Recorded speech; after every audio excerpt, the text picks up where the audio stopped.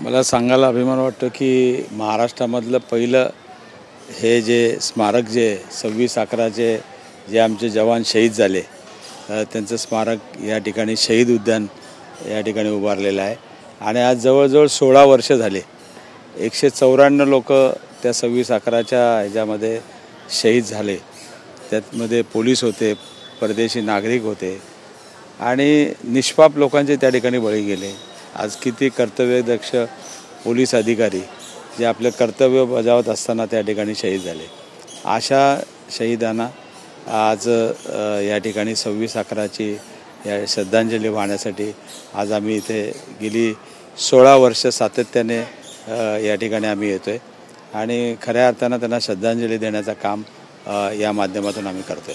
तर काय वाटतं पुन्हा एकदा स्थिर सरकार येते, काय वाटतं महाविकास आघाडीला मोठा फटका या ठिकाणी बसलेला आहे। त्या संदर्भात EVM मशीन असेल, इतर गोष्टी असतील, त्या संदर्भात आता कोर्टाचे देखील फायदे चालले। मला वाटतं तुम्ही बघितलं असेल ज्या पद्धतीने गेल्या 10 ते 15 दिवसापासून या महाराष्ट्रामध्ये या ठिकाणी नक्की झालं होतं की या ठिकाणी महाविकास आघाडीचं सरकार येणार आणि त्या माध्यमातून लोकांचा उत्स्फूर्त असा मतदारांचा प्रतिसादसुद्धा होता आणि कशा पद्धतीने हे केलं तुम्हाला माहिती असेल।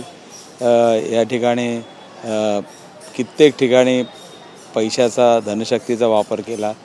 त्या ठिकाणी काही मशीनसुद्धा आज असं आढळलेले आहेत की 7 तास मशीन चालूनसुद्धा 99%च अजूनही ते दाखवत आहेत, परंतु एवढ्या असंख्य तक्रारी करूनसुद्धा त्या ठिकाणी कुठल्याही प्रकारची त्याची दखल घेतलेली नाही आणि कशा पद्धतीने हे केलं आहे मला वाटतं या महाराष्ट्रातल्या जनतेने बघितलेलं आहे आणि आता तर मला वाटतं लोकांना रस्त्यावर उतरावं लागेल, कारण अशा पद्धतीने जर निवडणुका झाल्या तर मला वाटतं लोकशाही संपून जाईल आणि खरोखर लोकशाहीची बूज राखायची असेल तर मला वाटतं बॅलेट पेपरवरती या निवडणुका व्हायला पाहिजेत।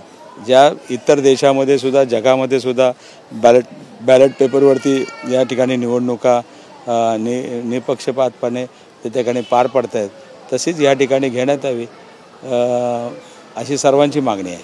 पुढे जाऊन अशीच लढाई सुरू होणार। मला वाटतं ही लढाई जोपर्यंत बॅलेट पेपरची मागणी पूर्ण होत नाही तोपर्यंत ही लढाई चालूच राहणार। सर, विरोधी पक्ष नेता नसणार आहे या विधानसभेमध्ये? मला वाटतं जनता सक्षम आहे।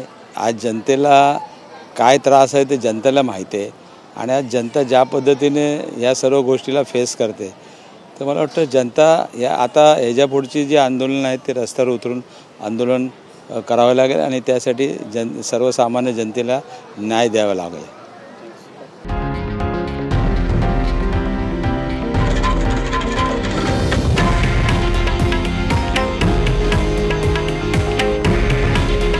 हे आहे देशातील नंबर 1 न्यूज नेटवर्क आणि आपण पाहत आहात TV9 मराठी। काळजी तुमची, हित महाराष्ट्राचं।